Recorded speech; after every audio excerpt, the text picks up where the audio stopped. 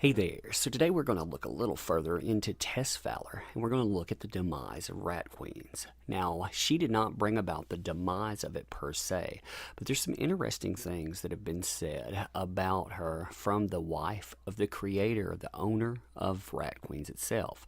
To get there, however, we need to put a narrative into place to show you exactly what transpired for everyone to see. Now, in doing that, we could have gone with a few sources. We could have gone with Medium, Mary Jane, Bleeding Cool. You can see kind of a trend there. Very leftist people. And really, when you look at this type of news, they're the only people out there covering it. If someone doesn't pick it up in video, or you don't get something like Tim Bird throwing something into his journal, then you don't get any news about it. You have this very jaded point of view. In fact, I want to point something out to you. I'm going to take a shot of the Mary Jane article because I want to point something out to you that's hidden. All right, so as I said, we are not going to cover this from the Mary Sue, but I want to prove a point about comics media when we're talking about stories. You know, I always say that we should take things and try to put all perspectives in play, but really, how do you trust perspectives like this? I'm going to scan this. I want to make a point here. So when you're scanning through, what I do normally is I scan through and look at an article. I look at it quickly, almost speed read it, and then I go down to the comments. That's actually what I want to read first. I normally will look at the article, I'll scan it, and then I'll look at it again, and then I'll read the comments, and then I'll actually read the article. You know, that way I catch everything in it. Well, the time when I got to the comments, I noticed the first one here. Thank you for the note on your relationship with Fowler, though that should probably be at the start of an article. Like, well, wait, what? So I looked back through it, and lo and behold, in the interest of transparency, please note that Fowler is a friendly acquaintance of mine whom I know through mutual friends and through comic conventions. The Mary Sue has a strict comment policy that forbids, but is not limited to blah, blah, blah, blah, blah. So you see that this is hidden right here in the bottom portions of it. Oh, in the interest of transparency, I'm going to hide a comment at the very bottom of this. So yeah, that's not good sourcing, but it really shows you what type of stuff that you deal with when you're looking these things up. Even if you source through multiple ones, they give you the same junk, and you get it from these same people who are all friends. Alright, so the reason that I went through that is because I wanted to explain, first of all, why we're going to use Bleeding Cool. Second of all, there is definitely a narrative pushed here, and it makes it all sound like it's all copacetic until we get to certain comments within this. So this is the Bleeding Cool article. It basically gets updated part of the way through to add more tweets where Tess Fowler comes in on the back end of it. Also, since Rich Johnstone cannot write an article correctly, it has some duplicated pictures and whatnot. That seems to be the trend for him. It's either that, typo sentences that go nowhere. I swear, I hope I never write an article like that. I hope something that I send out, to my work colleagues never sounds like that. Anyway, let's begin. Artist pushed out for Rock Up Church to return to Rat Queens. Update by Rich Johnstone, May 15th, 2016. No comments. Now, before beginning, one thing I want to note with that period, if you even look at the title, it assumes that what Tess Fowler is saying here is legit. We're going to cover everything in this article, but again, this is her narrative. Rich Johnson, artist pushed out for Rock Church to return to Rat Queens. Now, the way that he sets all of this up, it assumes that that is in fact going to be the reality of this, that Tess Fowler is telling things from an accurate standpoint, and the reason I bring that up is because of the second thing that I want to cover. Recently, it was announced by co-creator Curtis Weeb that Rat Queens was being put on hiatus as a series. There had been trouble since it was discovered that the other creator, Rock Up Church, had been arrested on charges of domestic abuse.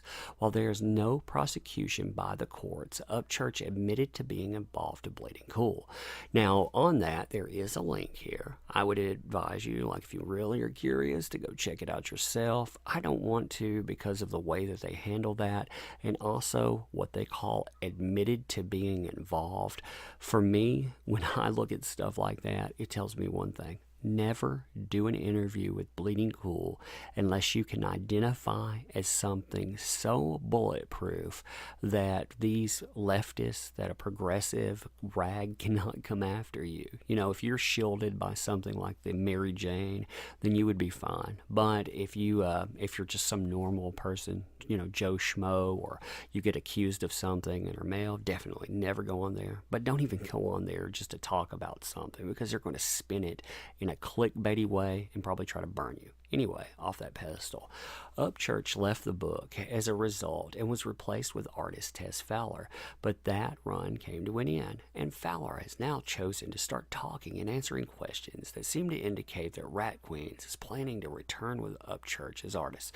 She tweets, I think I'm going to start offering a buy one, get one free deal on all this Rat Queen art. I'd really like to not have to live with it anymore. You know, so some people start asking questions. Tess, do you want to talk about what happened? Or is asking invasive? No, I'm fine. Anyone can ask what they want. It's on break, not returning. Circumstances don't allow it. Is Upchurch back in the mix, or unrelated to a creatorship? Minus the gory details, he was never out of the mix. How could he be? He's a co-creator. I just wasn't allowed the truth despite asking for fair warning. Sounds like a troublesome situation. The fan base blew up thanks to you, though. I'm no longer involved, and honestly, it's just really sad. I don't hate anyone, just have to take care of me. She responds to herself, people make their own beds, not my problem. If the writer had kept going, would you have stepped down anyhow? I found out I was being pushed out to bring in the original artist, the one thing I asked to be warned about. So she crafts this narrative of people lying to her. That's low. I forgave them. I just wish I could have been told in advance when I asked point blank repeatedly. Crap, didn't know about that. That's a particularly shitty situation. It was, but I'm safe. Moving on, to each their own, right? Be cool. Guys, I'm honestly fine. People ask questions, I'm going to answer. So long as media doesn't spin a vendetta, we're good. You know, it talks about here, they're both creators. I was always respectful of that. It was never mine. Peace be with them both. You know, we have a repeat because Rich there. So we can see her talking minus the gory details, and that's as artfully as I could possibly put it. A little Han Solo there. How will you feel about people asking to sign your Rat Queen stuff at cons? I'm fine with that. My relationship with the printed work and fans is always a happy one. I love my Rat Queen family. Yeah, so do you think you call any of those Nazis by chance because they hit follow, you know, for whatever reason? Just wondering. To be clear, I was told the opposite, never would happen, went down behind my back. No spinning of vendettas here. Oh, look, you can buy her artwork here. Woo, check that out. So there's Rich totally playing it out like a journalist. Update. Tess has added a number of comments after the piece ran on Bleeding Cool, addressing a number of concerns from people. We get a picture first. Be cool. Once again, this is not war. It's over and I'm fine. Torches down, guys. I was just answering questions. Be like Fonz. Bottom line, it's a creator-owned book. I'm not one of the creators. My only choice was to take the lies, which is, you know, directed wording. Of course, you see the take the lies there on the chin and move on. Not my space. You know, and in her answer to herself, I was asked point-blank questions. I answered honestly. That's all I can do for fans who heard me promise to stick with the book they loved. You know, we have another answer there. This is the reality of comics. It's the world itself, to be honest. It's unfair. You take it on the chin, you mourn, knock back a little whiskey, move on. Business is business. I prefer honest business dealing. There's another pointed shot right there. But hey, people in hell want ice water. This is life. You get hit, get up, walk it off, you know. So my comment here, guys, so sorry for you that what should have been such a positive experience has ended bitterly. You are mighty, onwards, upwards. Thanks, yes, exactly. Well, I hope you get new, amazing, honest comic work in the near future. You deserve it. Thanks. All signs point to yes, but even if it was it for me, I'm okay with that. Whatever life has in store, roll with it. I think you're handling it better than I am. It's a fairly easy equation in my book. They can do what they want, free country, and it's their book, cut ties. I'm very disappointed right now, but I also don't want Tess to get stuck in accusations of starting a mob. Oh, they're already calling it that. It's the price of being honest. That's one of the key things I hear a lot. We're going to go over some other honest moments, by the way, when we go through things, no matter how kind and fair-minded I can be. They can do whatever they want. It's their right, my right, to choose whether or not I want to be associated with an unrepentant abuser. So there you go there. Remember the beginning of the article, what we saw? Creators have rights. There are rules to this. I have to respect their right to do what they want. That's just business. I'm good with that. I went in knowing and accepting it wasn't my book. I was always respectful of that. Again, just business. I did want fair warning. I don't believe in condone boycotts or forcing one's will on others. They can do what they want. When you say stuff like that, I don't believe in boycotts. How does that come across? That's theirs to deal with. Again, I don't condone boycotts. It's not something I ever okay with. Please remember that. This isn't a battle. It's over and I'm okay. You can tell she's still talking to herself. But don't come at me with tweets about forgiving abusers. That's your business. You do you. I know his ex-wife, and I have a rep I value. Boom, there we go. I'm not going to abandon books I've devoted my blood, sweat, and tears to unless there's no other choice. Had I been warned and kept safe, I would have found a tactful way to complete my obligations to the book and fans. It's business. Instead, I had an ever-increasing, an ever-spiraling mess dropped in my lap, and now I'm left having to explain to fans myself. All I could do was get to safer waters. I'm in waters that don't involve unrepentant abusers again. So honestly, pigeons, I'm totally fine. Don't worry about me. So again, you see this. Hey, let's all be friends. We're going to be great. Unrepentant abuser, unsafe. You see these certain words there that are pointed. And Rich would say that. He would say, hey, totally not, setting up something. He would point this stuff out. But man, he's an ideologue. Tess is totally cool. He said that a few times himself already. He likes her to champion all these people. So ending there, I believe in being fair and honest, cultivating spirit of kindness. It's the only way for me to sleep at night. Let's end with that one. We're not going to look up other articles on that part, but we are going to switch now to what Tim Bird had commented on one of his journals by Weeb's wife, which I thought was very interesting. All right, so we are at Tim Bird's journal again. Tim Bird is a very interesting person too. He does not like Tess Fowler either. You can tell, definitely, and I don't blame him. To summarize what went on, although I have a good video on this, and if you just go with the summary, you're definitely going to miss out. But basically, she was contracted to get a painting, 20 illustrations, page layouts. She took $1,000 from him, and then she was supposed to get another $1,000 after the series was done.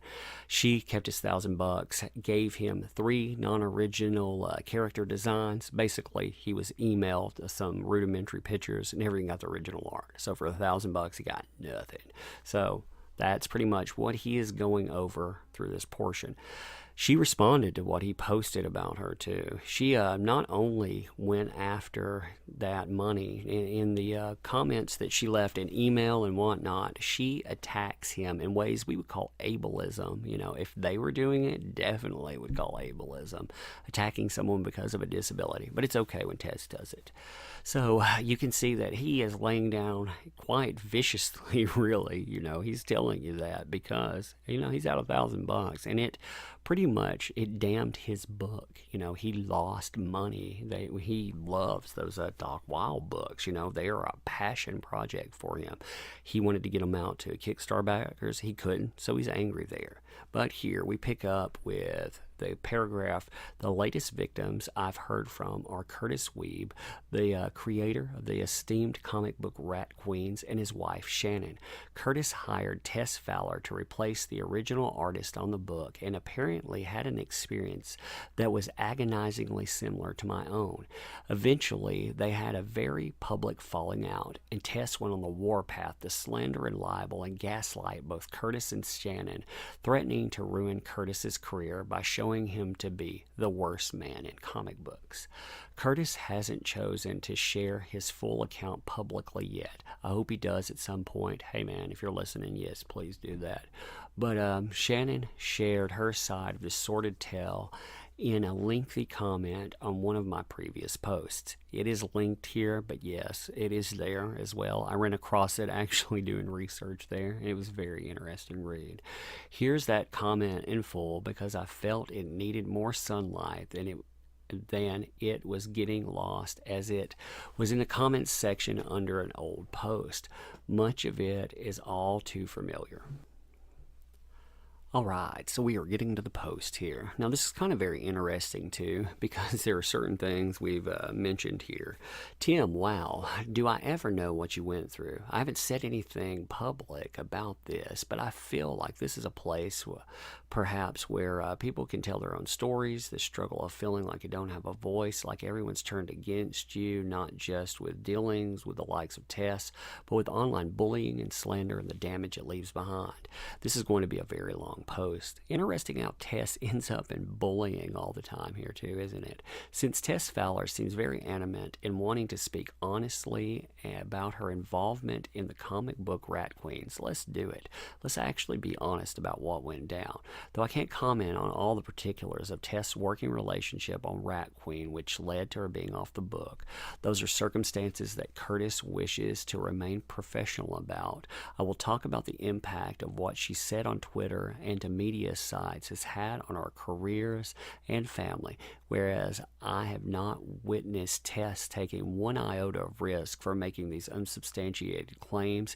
If anything, she has greatly benefited. And that is a good point. You know, the claims that she makes, everything she says there's nothing to back it up. It's her word on everything that went down.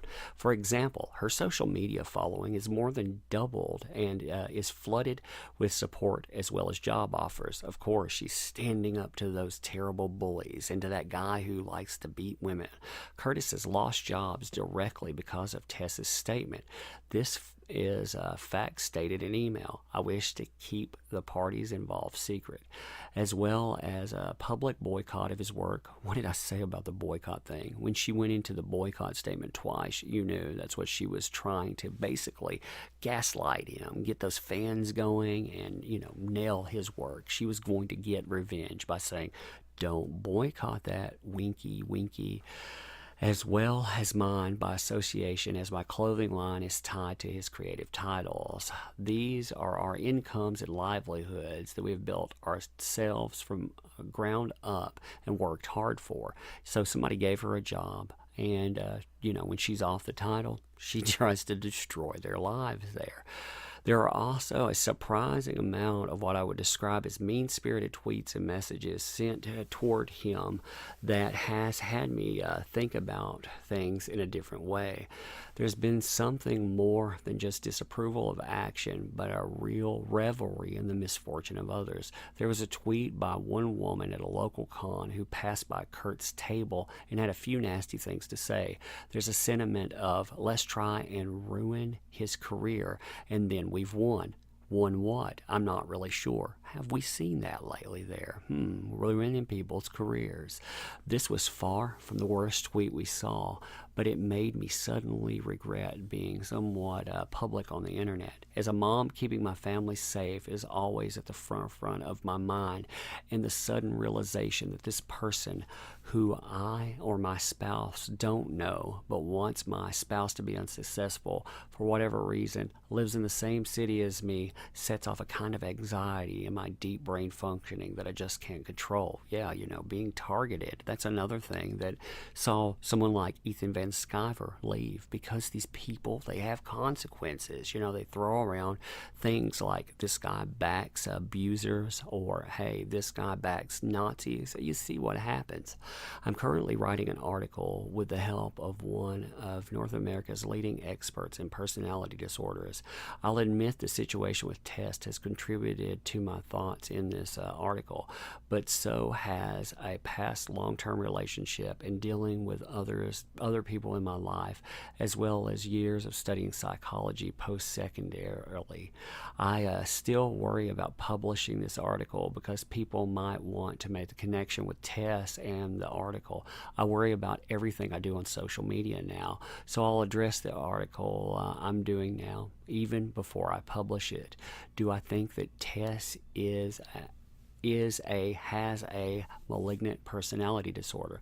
I have no idea.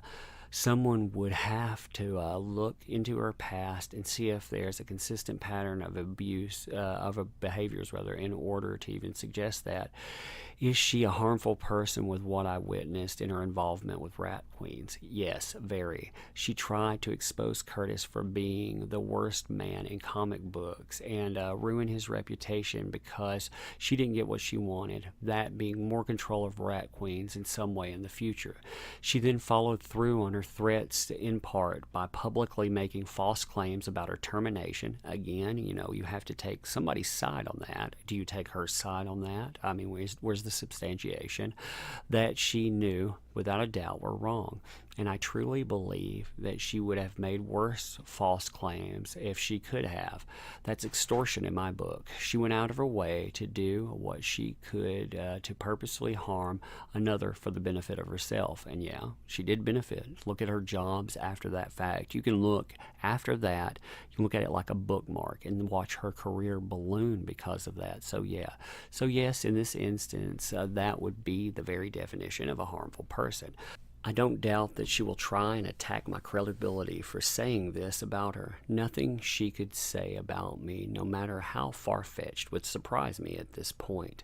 I'm very passionate about the subject of equality, social responsibility, and human rights, and I take the actions that I can to help my communities. I'm also a Canadian Indigenous woman, that being Métis, maybe, which means one of my birth parents is full First Nations. I'm sorry if I butchered that there. So I have some pretty clear personal examples for the importance of the concept of intersectionality. That being said, I really don't know how she'll be able to claim that I'm a false ally or sexist like she has done with Curtis. The sexist thing, it has come up so many times too. We'll hit on a few more of those. But we saw Tim Bird here. We've seen it now with Ethan Van Sciver. We see it with him here with Weeb. We'll see it with other people as well. I used to believe that Tess believed in some of the same things as I do in regards to human rights, but now I know that I just fell for a con. She weaponizes social issues and uses them for her own self-advancement, and it works. Yes, it does. Look at what's happened lately. Look at her weaponizing social issues and using them to push herself forward. How do you think we even found out about her in the first place? Well, you have to ask yourself then, if you're utilizing someone that destroys things in order to push themselves forward, what might happen to you? It's like juggling dynamite there. It wasn't for her art at first. This is a woman whose moral compass points in a completely different direction than my own, and maybe that's why I believed her for so long. It's just really hard for me to imagine that someone would continually bold-faced lie about such important things.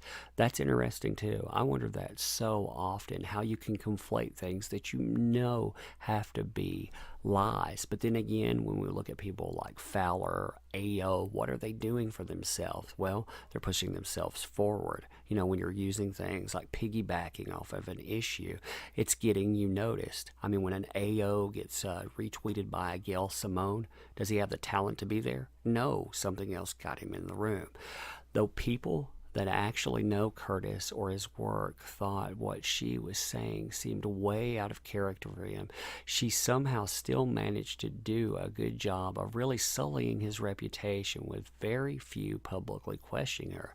This is the same man behind a book that was first turned down over and over for being too female-centric and told that it wouldn't sell when he began this journey.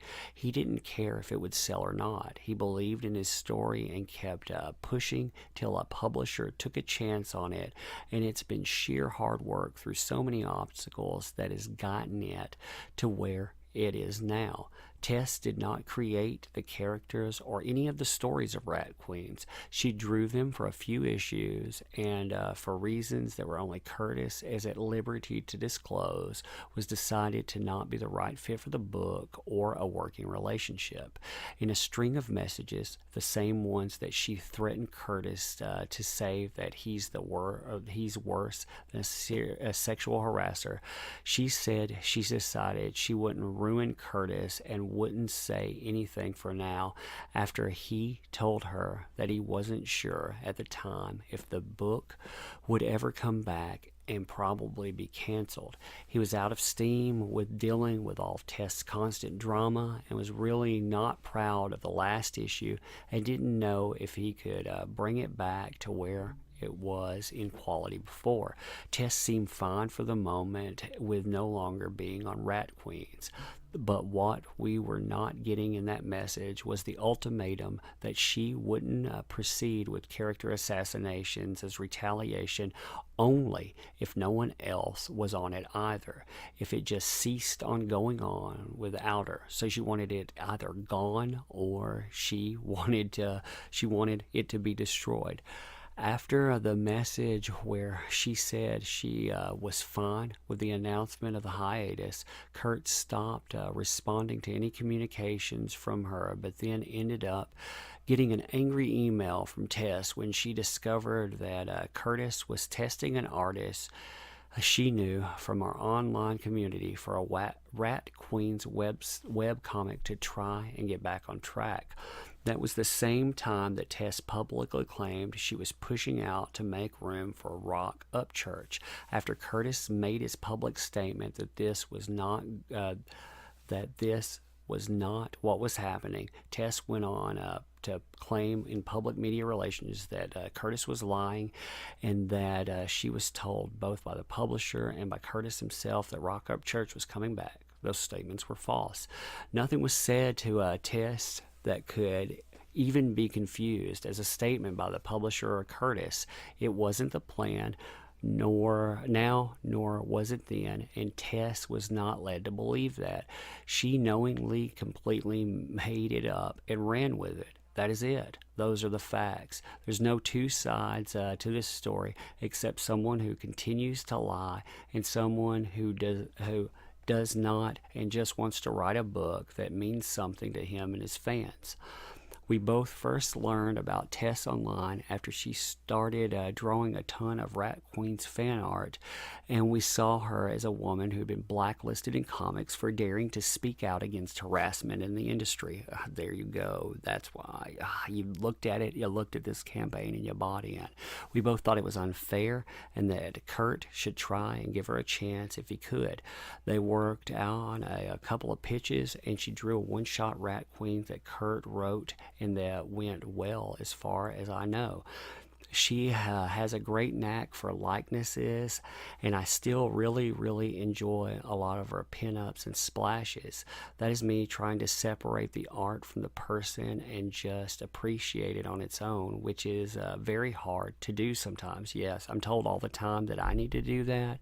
Just go on, buy or don't buy and ignore. But how do you do that? I don't take it personally when people we know that also know a bit of the background celebrate our art publicly. There are no angry emails going to them asking why they're supporting a harmful extortionist, because I don't believe that's what they're doing.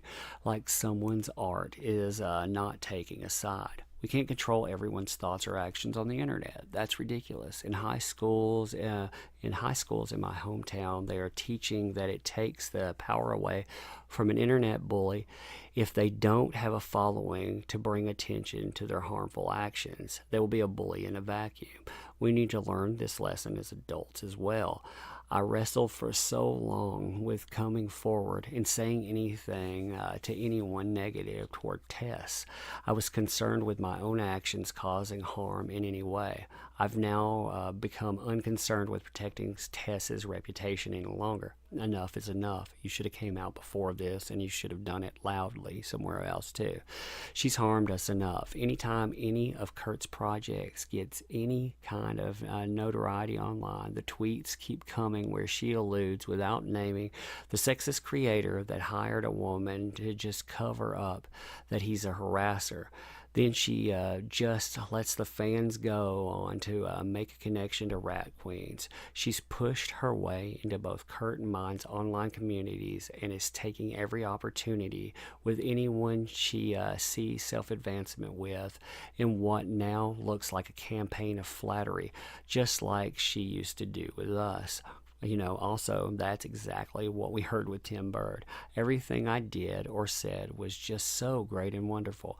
It won't stop either. It seems like she's addicted to the attention and the feeling that she has the power to burn the book and or us down. She and her followers just have to keep reminding people not to buy a book that she's no longer part of or support us in any way in anything we do. I mean, who cares if people actually really enjoy it?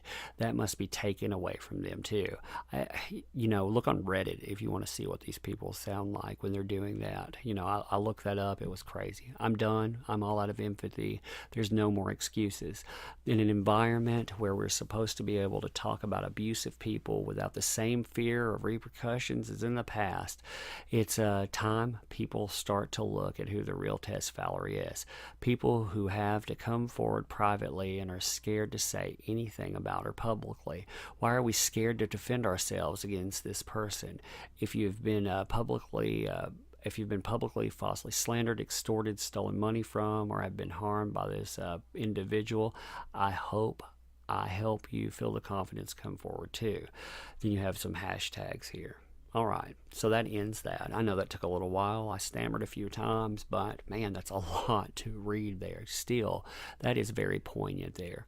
You notice the difference in the two narratives that we were sold here. One, Tess is saying she knows everything about something. She makes some very pointed notes there, and there's more out there as well. There's a lot more to cover, but I wanted to show you the tale of two articles there. I wanted to show you the media spin to it versus what someone's saying there. Tess tried to destroy their lives, still tries to do that to this day. She went on the Ethan Van Sciver bandwagon for a while now and has gone off this for some time. But she gets back on the misogyny kick here and there again. If you want to see how that comes up too, do a few keyword searches online. I'm shocked by some of the things that I find from quotes for her. But anyway, that's about all I have to say for today. I hope that was interesting. We'll be back with another one on the same person, just so we can round out everything. I want to cover some responses to Tim Bird. I want to cover the Brian Wood thing and a few other things. All right, thanks.